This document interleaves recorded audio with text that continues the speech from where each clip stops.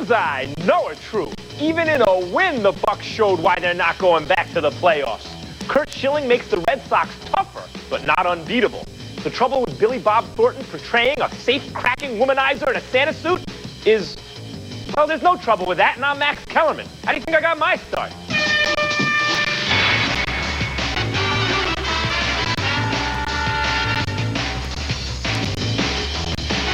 It's Around the Horn, the show of competitive banter. Here's Max Kellerman. Welcome back to the male version of The View, which makes me Barbara Walters. What are you going to do? We're talking Barry Bonds' steroid tests, Steve McNair's heart, and the North Carolina Tar Heels, all with our national panel. And here they are. The Los Angeles Times, it is Bill Plaschke. I'm Barbara Walters. Okay, fine. You can be Barbara Walters. At the Denver Post, it's Woody Page. I hear he's a bedwetter. At the Chicago Sun-Times, it's Jay Mariotti. Barbara Walters. All right, will you stop now? We're not all talking off the top of the show. And at the Boston Globe, it's the return of Michael Smith. What's going on, Michael? I must be Star Jones then, right? Yeah. No, I don't know. I kind of think of Mariotti as Star Jones. Yeah. We're the show that scores the argument, and here's how I do it with these joysticks and mute buttons. I give these guys points based on point of view, style, and information. Good answers get 2, great ones 3, and I use the mute button to penalize and direct traffic. We eliminate guys, so a one-on-one showdown determines the winner. Let's make it happen. It's the first word. The first words are a day late and $1 short. In one of the single ugliest football games you'll ever see, the Bucks beat the Giants 19-13. The defending champs improved to 5-6 with 5 to go, but they're still 2 games back of Seattle, who's the nearest playoff team if the season ended today. Tampa also has games at Tennessee and at New Orleans. Guys, I take it none of you thinks the Bucks can still make the playoffs. So how much of Tampa's demise do you blame on John Gruden? Round the horn of Michael Smith.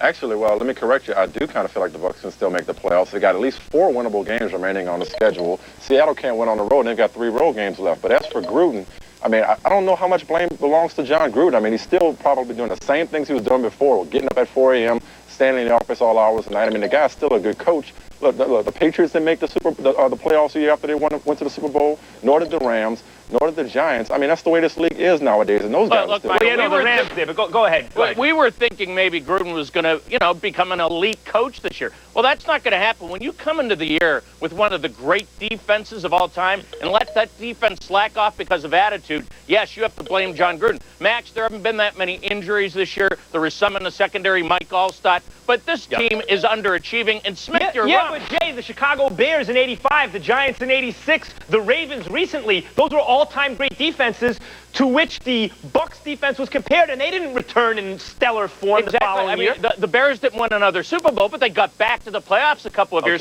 Michael, you're wrong, too. They're 2 back of one wild card, 3 back of another, and Green Bay has it easy the rest of the way. Right. They would not make the only thing you're right about, Jay, is that they're not going to make the playoffs, but I don't know how you can lay this all at the feet of John Gruden.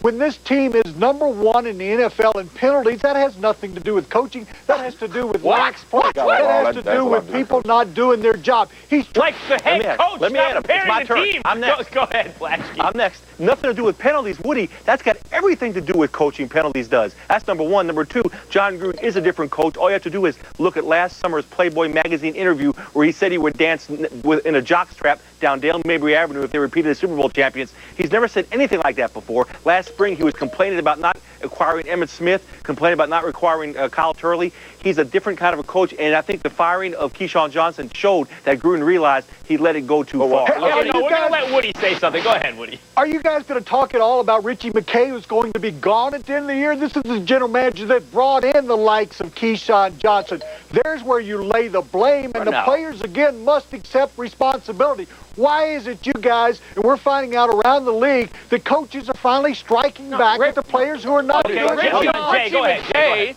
built the Super Bowl team. Now you're going to lay it on him? No, John Gruden did not instill the kind of discipline this year that you have to do the year after. You have to take extra care the year after, and he did. No, listen, Woody, you're absolutely right. I mean, John Gruden had nothing to do with extra points being blocked. He had nothing to do with Indianapolis going up and down the field in the 4th quarter and they had a big lead. That's not John Gruden. The players have to take the blame for this one. Well, except Dungy gets credit for that drive in a way. I mean, Gruden gets credit for the Super Bowl. Don't you also have to take the blame? Plaschke, last word. No coach in recent memory was given more credit for a Super Bowl championship than John Gruden last year. It works both ways, fellas. Yeah, right. Which is what I just said. So, okay, you said it again.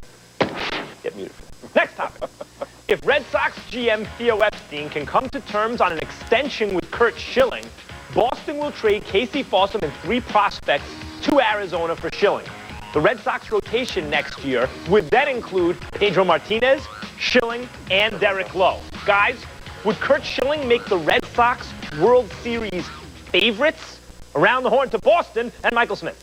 No, he would not. There are so many other issues going on with this team. Terry Francona, while he has managerial experience, this is going to be first year coming to Boston. He's dealing with a crazy clubhouse. I mean, a lot of different guys with contract situations. Pedro, Nomar. He's got to deal with Manny Ramirez. The bullpen still needs solidifying. Need to sign Keith Falk if they're going to get Schilling as well. Somebody to close out those games. A lot more going on than just the starting pitcher. Yeah, Michael, you're right. It's going to be really hard for Terry Francona to deal with the best hitter in baseball. Oh, yeah, it's going to be terrible. Yeah, no, the Red Sox are World Series favorites with Curt Schilling. Let's face it, guys. They're the best team in baseball last year. They finished 5 outs away from making the World Series, which they maybe would have swept the Florida Marlins. Schilling gives them the one pitcher who's not afraid of the Yankees. In 2001, 26 strikeouts, 2 walks, won a little record against the Yankees in the World Series. He loves Yankee Stadium. He loves the limelight. Starting pitching is what wins in October, and that's what the Yankees don't have right now. This is what will put them over the top. Listen up, Baba Wawa here. You know, don't freak out here about one move in November. George is in his bunker right now with his lieutenants, and they're going to spend a bunch of money on Gary Sheffield,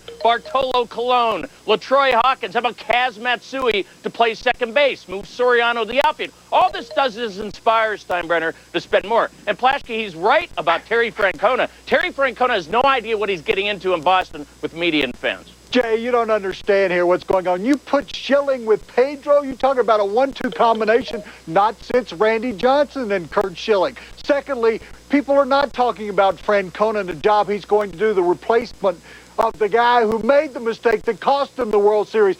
Francona has managed the most important guy in the history of sports, Michael Jordan. I went down there when he was at Birmingham, and he dealt with those fragile egos at Philadelphia. All right, go ahead, Bill. I have a question for you, Mariotti. Who would you rather have, Colon and Sheffield or Schilling and Falk? Now, if you say Colon and Sheffield, that just proves that you have no idea what you're talking about. I give you 4 names, and Woody, Michael Jordan could hit a curveball. He could hit a curveball. Who cares what? Oh, God, Jay bit on the Woody bait. Go ahead, on the Michael Jordan bait. Go ahead, Michael. Listen, you're also operating under the assumption that this team is going to hit like the 27 Yankees again. I mean, Kevin Millar is not going to have the same career. Nor will Bill Miller or David Ortiz. A lot of other things going on with this team. Both guys. Yeah, go ahead, Bill.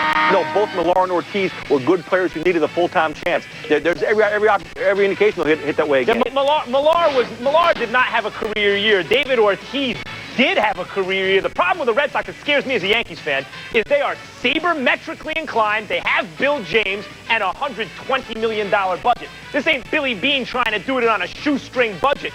Curt Schilling, Keith Falk, yeah, it's scary. They might be the World Series favorites heading into next year. Buy or sells next. Coming up, Barry Bonds hasn't been accused of anything. But find out who wants baseball's best player to come clean. Plus, will Steve McNair hustle back for next week's game or give his calf a chance to rebound? The Horn!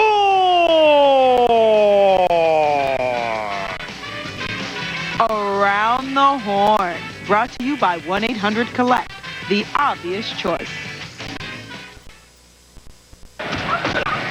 Buy or sell? It's buy or sell time. Let's keep it moving. First topic. The personal trainer for Barry Bonds reportedly had anabolic steroids seized from his home by federal investigators in September. In today's Dallas Morning News, Kevin Blackistone writes, Bonds has got to decant his bodily fluids and let some independent laboratory test and pronounce them void of THG to stop me from joining what undoubtedly are the growing ranks of the skeptical. Buy or sell Blackistone's demand that Bonds take a steroid test. Plaschke. I'm selling this so big. He doesn't owe Kevin Blackistone or anybody anything until we see Barry Bonds' name on a prescription pad that says steroids used twice a day. It's unfair guilt by association. I haven't heard his name mentioned in the guy's house. They haven't found anything like that. Okay, Woody?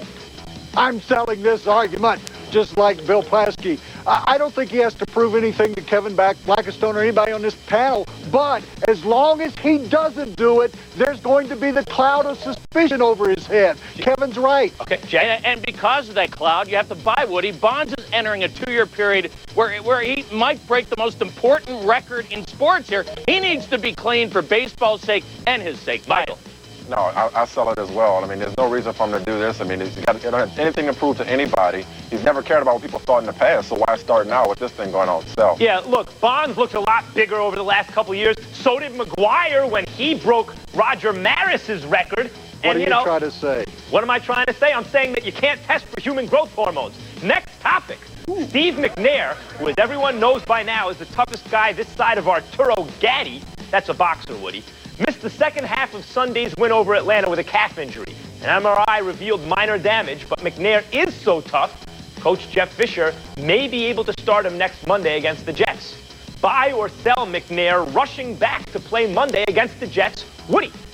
I'll sell this. You could start at quarterback and beat the Jets. Their most important game of the season is coming up in 2 weeks. That's against the Indianapolis Colts. They just need to get past the Jets and get him healthy for the game against the Colts. Okay. Jay? Yeah, I'm selling too, Max. You've got to keep this guy healthy. He's been so unhealthy in the past. Think playoffs here. KC is in with the home field. Probably New England in. Just get him healthy and then think about Steve McNair. Michael? I'm buying. You are thinking about the playoffs. They're 1 game out for home field advantage, and they're 5-0 at home this year. Every win is going to count for this team. This guy's played through way worse than this, and the great thing about him is he can go an entire week without practicing and still be MVP Steve McNair. Buy. Flashy.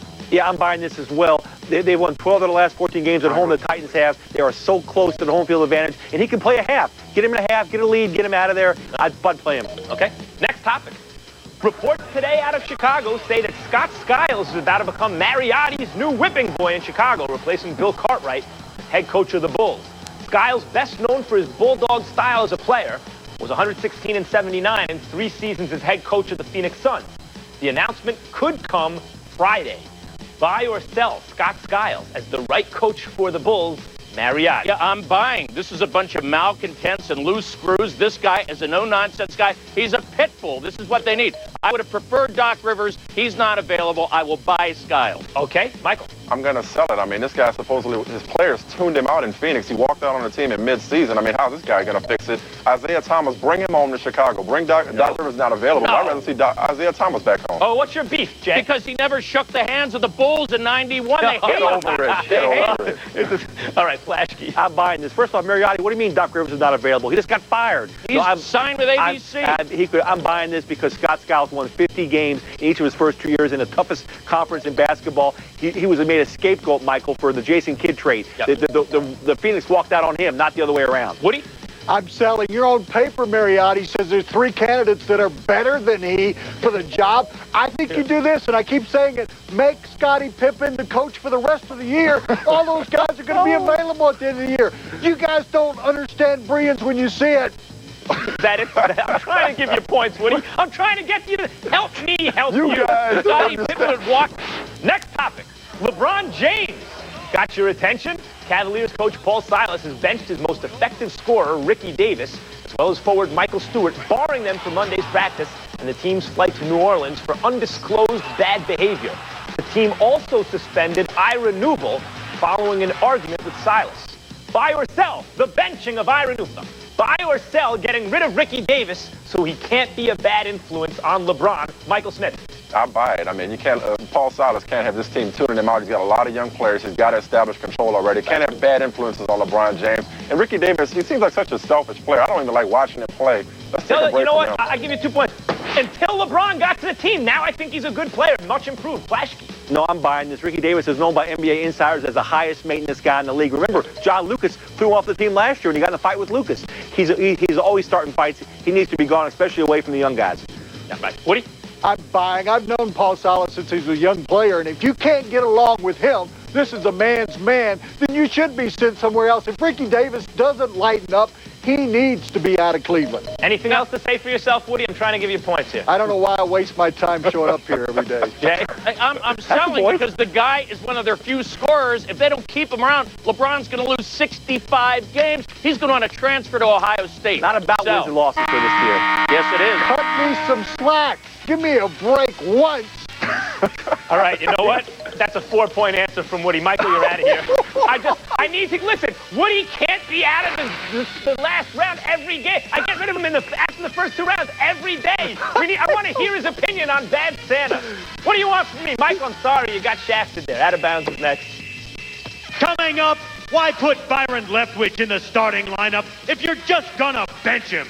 The Jags got some splaining to do. Additionally, the dadgum Tar Heels look good now, but will Carolina make Roy a gall-darn champ when March rolls around? The Horn!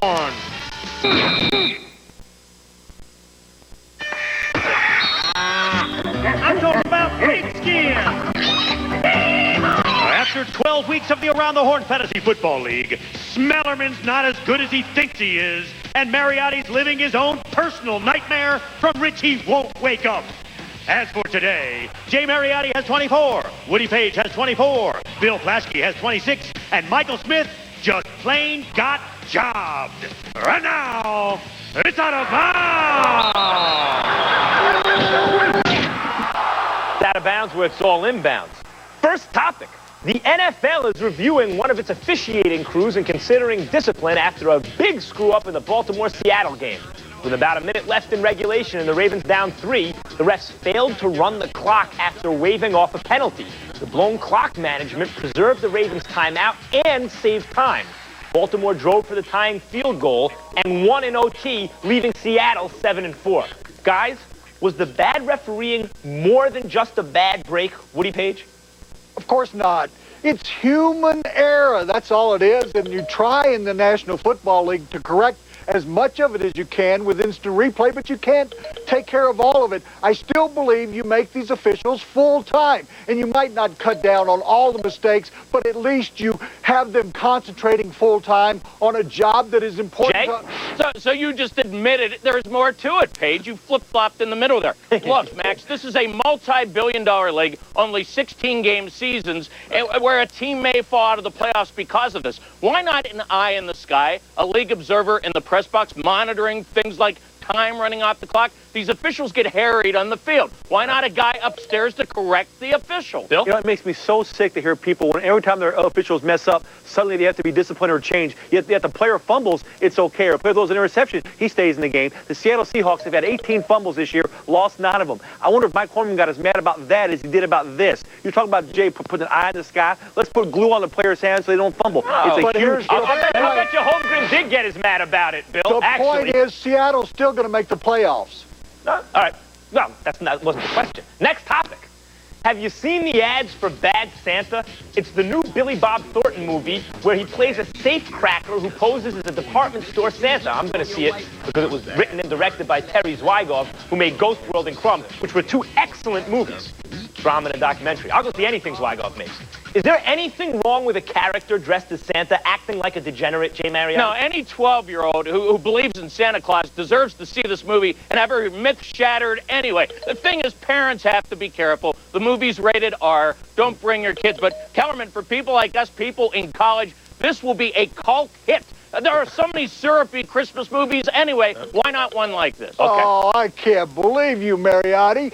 Santa Claus having sex in his costume? What are you talking about here? Is there nothing sacred in this land anymore? We're talking about St. Nick, Kris Kringle. We're talking about Santa Claus, Papa Noel. That's a lot of different aliens. It is the most sacred character throughout the country, and you want to fight it. You want to push it down. Mariotti, what are you talking about? Woody. We don't want Santa Claus. Woody, go ahead, Flash. Mariotti, what is this about being a myth shattered? There is a Santa Claus, Mariotti. I don't know whether you would believe it. Absolutely. No, I'm sick of it. Oh, you're wrong. Every year he breaks into my house. He steals my cookies. He promotes commercialism. There is Santa Claus. He is a bit of a degenerate, but there is indeed a Santa Claus. And just because you haven't seen him doesn't mean there's not one. Don't say it's a myth. Woody, don't say it's a myth. Woody, how do you respond to that? Commercialism. It breaks into Plaschke's house. It's a sacred tradition in this country and in this world. Why do you want to spit all over it? Hell, get a sense of humor, Woody. It's just a movie, for God's sake. Yeah, that's a real person. That's a movie. Humor? All right, enough already. Let's see who's Plaschke. Any last words? You're out of here. Yeah, Santa Claus lives. No matter what Mariotti says, he's real. Right. Santa Claus was that whole commercial. That was the Coca-Cola campaign in the 1930s. That's why you see all that red and white Santa stuff. Woody, it's not the most sacred. Plaschke's right. It's the most commercial. I wish I could bring him back. Hey, do I have a resurrection button here anywhere? Disembodied voice? Sorry, Max. I blew it. Showdown's next.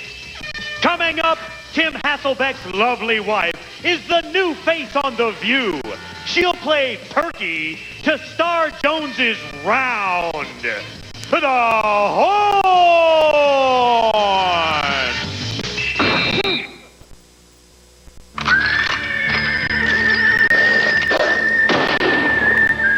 Showdown time. But first, disembodied voice. Yes, Max. Anything else going on? That's psoriasis. Lou Holtz has fired his entire staff at the University of South Carolina, and Emmitt Smith will play this Sunday for the Arizona Cardinals against the Chicago Bears. Go, Max. First topic. Byron Leftwich could be headed for the Jacksonville bench. Coach Jack Del Rio said Monday he's considering starting David Gerard against Tampa this Sunday. Leftwich has thrown 2 TDs and 4 picks in the last 4 games.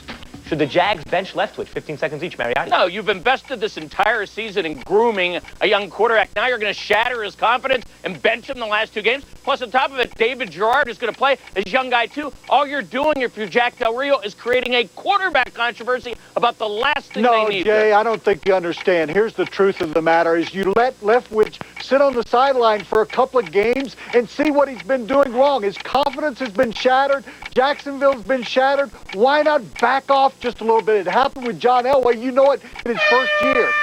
Both reasonable arguments. Woody, I've gotten you this far. I'm going to keep you going. Next topic. Roy Williams' Tar Heels improved to 2-0 after beating up on Davidson 91-68. Bill Self, who replaced Williams at Kansas, takes the floor against Michigan State tonight on ESPN. Which coach will win a national title first, Bill Self or Roy Williams? 15 seconds each. Woody. Well, it's going to be Roy Williams. It's going to happen right away this year with Felton. With that young team he has that developed and came on at the end of last year, Roy Williams is a proven, dynamic coach. He's gone back to his alma mater. You're going to see them take it all this year. That would be alma mater, Woody. And if you thought Roy Williams had pressure at Kansas to win a national title, look out here on Tobacco Road here. No, Roy's got to get over that hump and win it all, and it's not going to happen. Self is going to have a talent pool he didn't have at Illinois. This year, Langford, Simeon, Miles, a wealth of talent. Mariotti makes a good argument, and Woody, my back hurts from carrying you this entire show. But as I said before, I'm not going to stop now. 15 seconds of yours. It's a sweep. Go ahead. Here's the point. Coaches are striking back, and I'm loving it. Have you seen what's happened? Keyshawn Johnson and John Gruden with Paul Salas and Ricky Davis in Denver here with Mike Shanahan and Daryl Gardner. It's about time that the trash-talking, trash-acting players have... And we should mention Warren Spahn's passing, by the way. He has the real live ball record for career wins, 363. Tremendous. That's going to do it, folks. We're on a 23-and-a-half-hour break. See you Wednesday around the Horn. What about trash-talking? Around the Horn is a presentation of ESPN, the worldwide leader in sports. For up-to-the-minute sports information, log on to ESPN.com.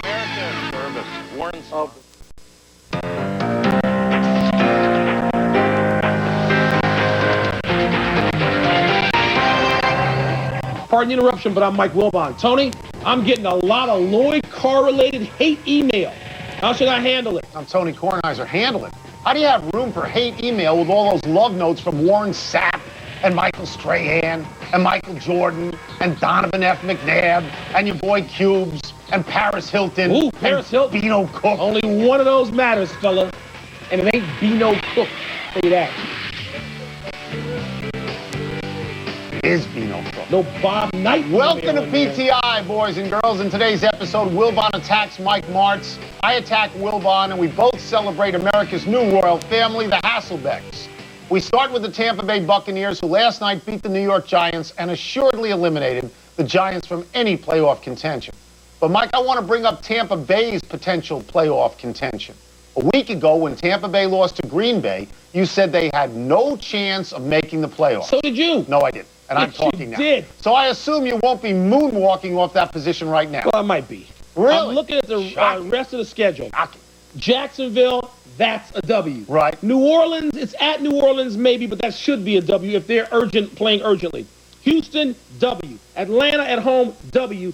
And you get to at Tennessee when Tennessee could be in a rest the starters situation. So you now have Tampa Bay running the table? No, wait a minute. I have a scenario by which Tampa Bay could run the table and finish 10-6. Here's a problem. I think Tampa may stumble at New Orleans.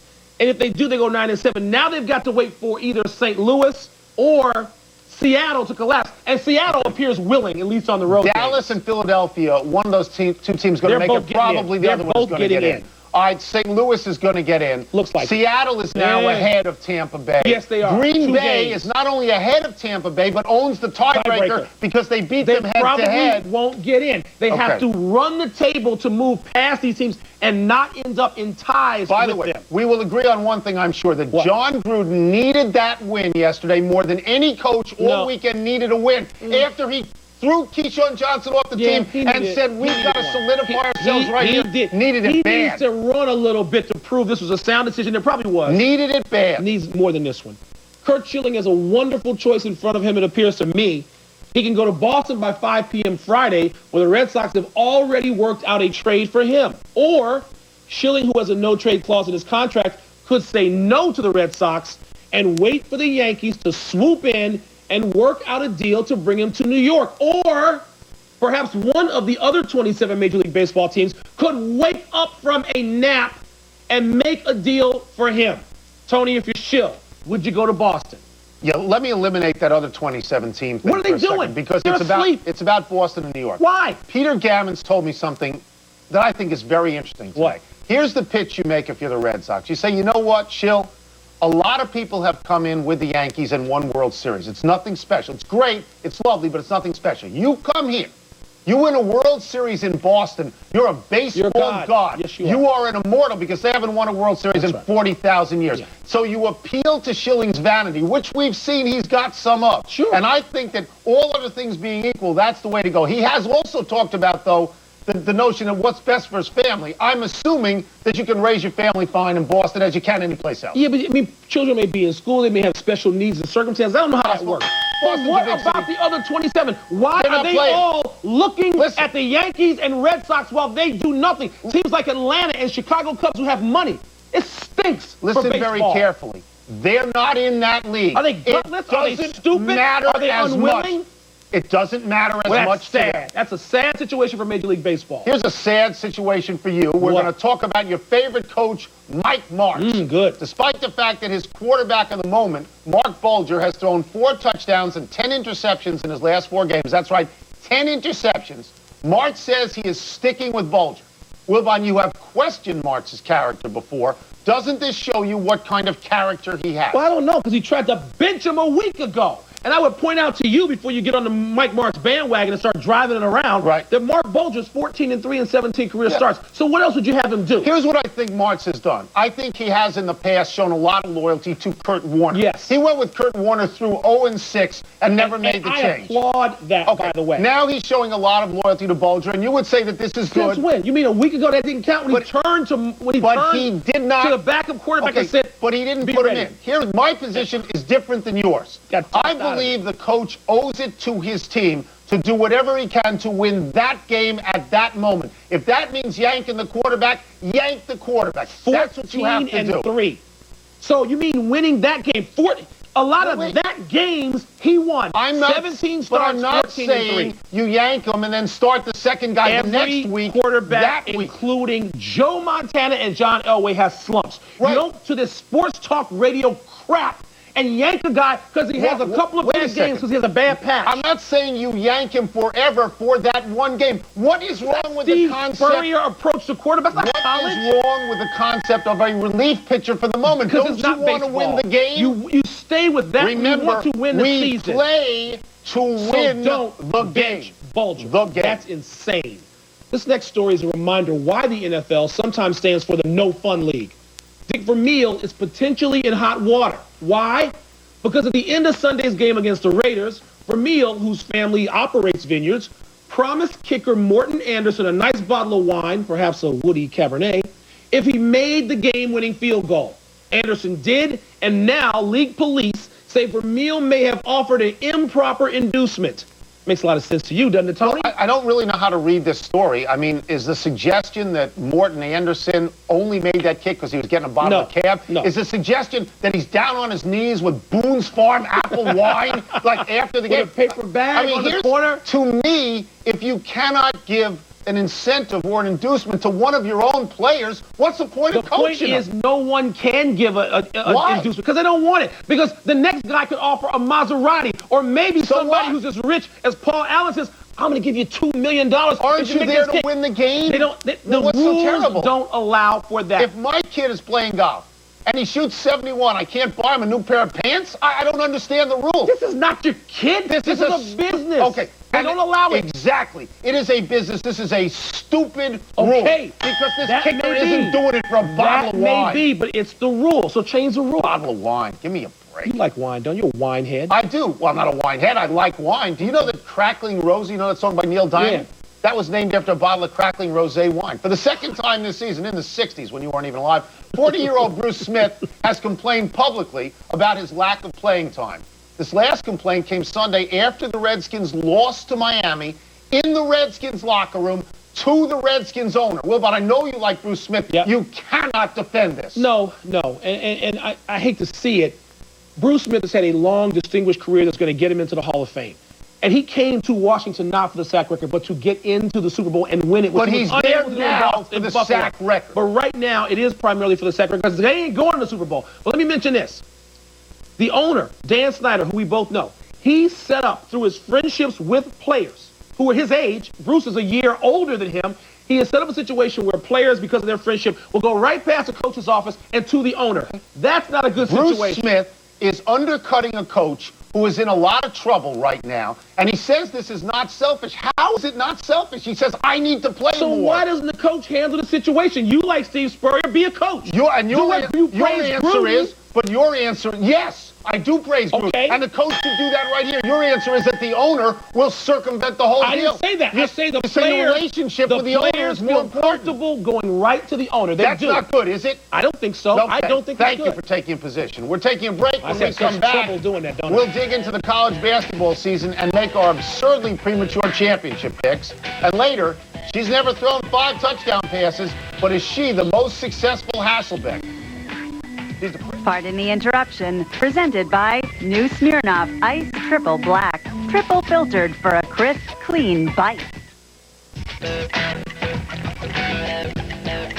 Tonight marks the first marquee game of the college basketball season as number 4 Michigan State takes on number 5 Kansas.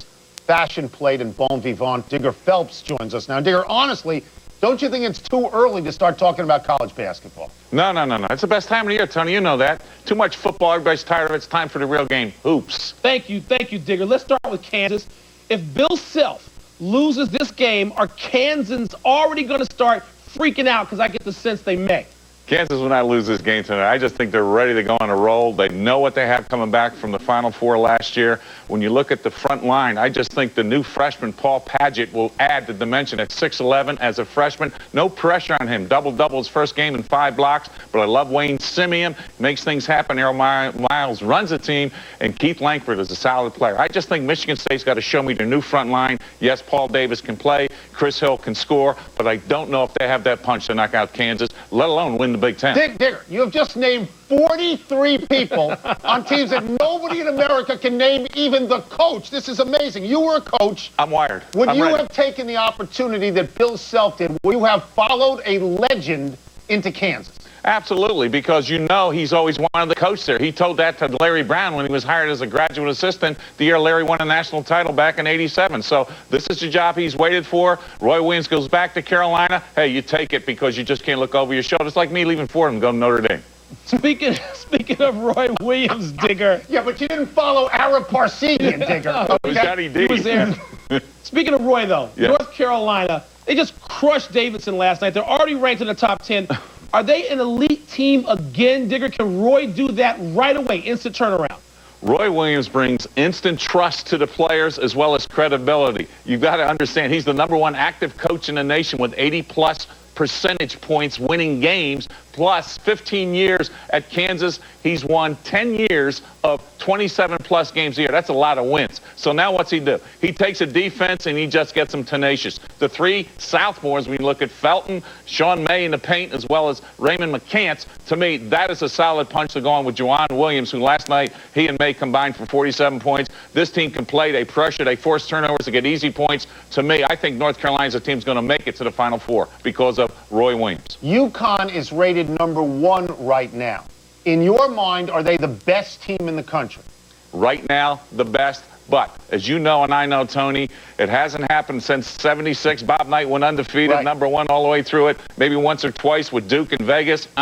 They will get beat. I don't see they're going to make that run to the Final 8, to the Final 4. They could stumble, but they're a very talented team for one reason. Emeka Okafor dictates the defense. He can block shots. He doesn't allow you to get offensive rebounds. They run. Ben Gordon's getting down the floor very well. Demon Brown's another scorer. I think Talik Brown will run the team as excellent as he can as a point guard, but you know and I know it's tough to win it and go all the way through a season #1 and get through the Final 4 to win that national championship game going into a tournament #1. So you don't have them winning the national championship? I have them getting to the Final 4. I do not have them winning a national title. All right, Digger, before we get to our Final Four picks, though, you mentioned Okafor, who I think is the best player in the country. Is there somebody else you'd rather make a case for?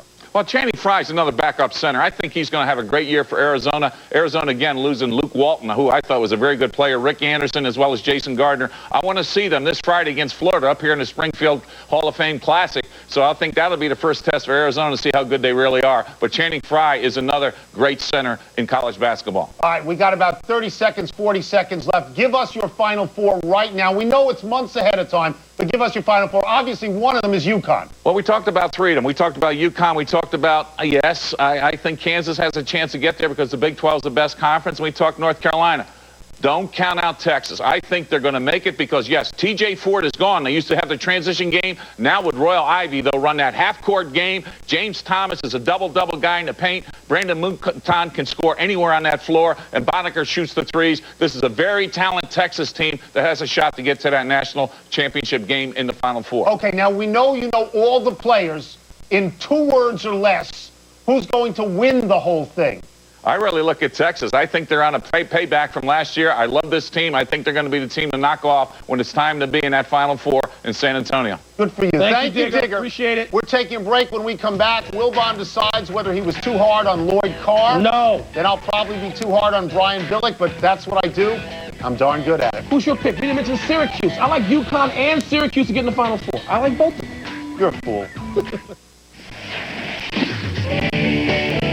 Wilbon. You hear that? No, what? Listen. I don't hear it.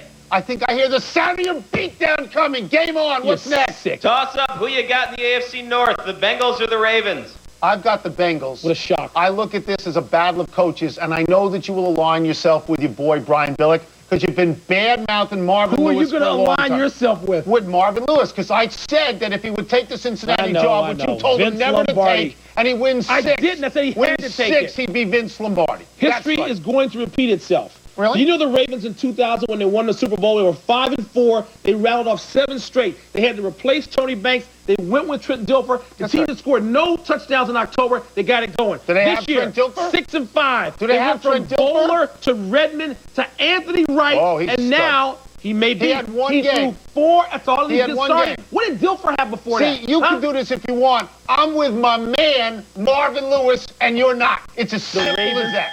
Simple as that. Lewis What's next? is going to win the Next. division. Toss up the 3-letter team more deserving of the Sugar Bowl, USC or LSU? You know, I think if LSU wins the last 2 games, if they beat Arkansas and then win the SEC championship, I think they're more deserving of this. I'm tired of the leapfrogging, and I can't even really passionately argue the point because I understand the entire strength of schedule situation. I understand that the SEC is rated as a stronger league than the Pac-10. But, Tony, USC's been up there all season, okay? We were told week after week if USC runs the table, if they finish out by winning these games, and they're going to beat a difficult team in the Pac-10, they should get the trip to the Sugar Bowl. I'm not talking about the BCS. I'm just talking now about which team is more deserving. USC is probably the better draw. It might be more of a fun game. Fun game because why? Because they put it up and they throw it but and they look good on offense. USC's loss to Cal isn't as good as LSU's lost to Florida. That's all. What's next? I understand. Toss-up better on Thanksgiving, stuffing or run stuffing? Oh, this is very, very easy.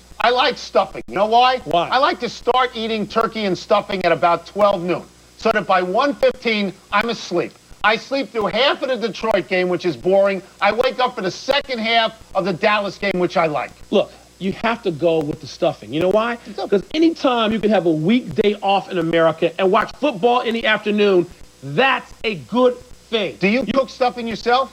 I don't cook anything. What kind of stuffing do you like? You're going to have, I don't care about the stuffing. I mean, You just said you like the stuffing. I'd rather have the run stuffing than You said the stuffing. I meant the Check run the stuffing. tape. Candy yams, mac and cheese, collard greens, and the usual in my house, chitlins. So you can have pork. Mac and cheese. You don't need the stuffing. You just need the run stuffing. Sausage the run stuffing with carrots, onions, and celery. Mac and cheese. Is that Thanksgiving at your house? What's next? No candy yams? Next. No. Toss-up, how do you like your Lloyd Carr? Arrogant or apologetic? I think Carr looked like an arrogant jerk the way he dismissed that poor sideline kid. Good. And speaking as someone who's been accused of being an arrogant jerk my whole life, I rather liked what he did. How could you like what he did? I mean, what he did was preposterous. I'll tell you what. They put these guys on the sideline who shouldn't. There should be no in-game interviews. But these people agreed to it. Why? Because Lloyd Carr's salary is paid by television, and yet he blows the guy off, and he was a jerk. Let me tell you and something. Everybody in Detroit area, Beirut, by any other name, anybody in Michigan still whining about Lloyd Carr because of an apology he made to Mitch Albom. Then he apologized to the guy he blew off until he apologizes to him. Right. I don't want to hear He treated that guy like dog poop. I think right. you got to admire that. He did that on national TV. He's a jerk. No, you shouldn't rip him. He should be ripped. That's the issue. So if I call him a jerk, I'm not ripping him? What's next? You Last think he's one. like you. Next. Toss-up, which Hasselbeck had the better week? Tim, Matt, or Elizabeth? Okay, here we go. All right. Matt throws 5 touchdown passes. Tim. He lost. Tim gets Lost in the the game game. for the Redskins, throws a touchdown pass, gets Good himself relief. a job Good relief. for next year. He lost. We play why? To win the game. Elizabeth gets the chair on The View. She auditions. She gets a chair on The View, probably $1 million deal on a network show. Ding, ding, ding, ding, ding. Really? That's the winner. She won the game. She got this job. First of all, I had no idea until this morning when I watched The View. Why did I watch The View? Because you called me screaming. You got to watch The View. Got to I watch. stayed on The View for a while, not because of the others, but because of Elizabeth. See, Hasselbeck. I'm going to disagree with you. What? I think the winner is Tim. Because he's sleeping with Elizabeth and she's making all the money in the household. How could that not be a win-win for there Tim? on afternoon television? How could that not be a win-win? It is a win-win for him. Seriously, there are no losers in the Hasselbeck family, but there's a big loser in toss-up, and that's Wilbon. Time for a break. Don't go anywhere because we still got to talk about yet another big-time sports gig for Steven Tyler and Aerosmith. Are they still getting it done, Wilbon? Is he trying to put his tongue in Mary J. Blige's mouth? It looked like it, didn't it? Of course he is. That's what he does. Pardon the interruption. Presented by New Smirnoff Ice Triple Black. Triple filtered for a crisp, clean bite. Happy time, people. Happy 27th birthday to Donovan F. McNabb. It's been a weird season. First 6 games, 2 TDs, 6 picks. Lowest rated passer in the NFL. Last 5 games, 6 TDs, 1 pick, and the team is 5-0, and they look like the class of the NFC. Could he go from bench to MVP if Philadelphia runs the table? Oh, yeah. If they finish like 13-3 and win the whole thing? And where's yes, he from? South side of Chicago. Thank you very I have much. that right. Happy anniversary to Ray Leonard and Roberto Duran. On this day 23 years ago, Roberto Duran uttered the famous phrase, "No mas," and quit his second fight against Sugar Ray Leonard. This one was in New Orleans. The first one, which Duran won, was in Montreal 5 months earlier. The third one, which Leonard won by decision, was in Las Vegas 9 years later. I watched the first 2. I was there in person for the last one, which was kind of a joke. I was there for the third one. A melancholy happy trails to Warren Spahn, the winningest lefty of all time with 363 wins over 21 seasons. Had Warren Spahn pitched in New York instead of Milwaukee, he would be celebrated as baseball's greatest left-hander ever. One stat worth mentioning here, he started 665 games and completed 382.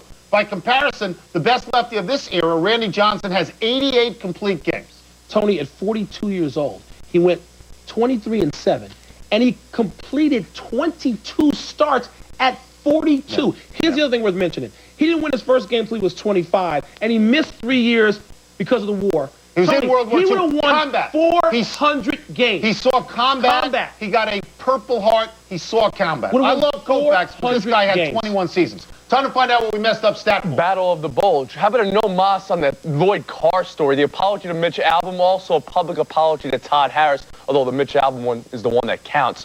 You also implied LSU had a better strength of schedule, Mikey, over USC. That's not true. USC 39, LSU 61. Wow.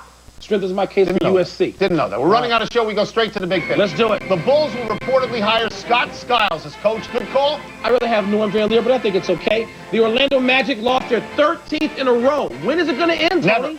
Never.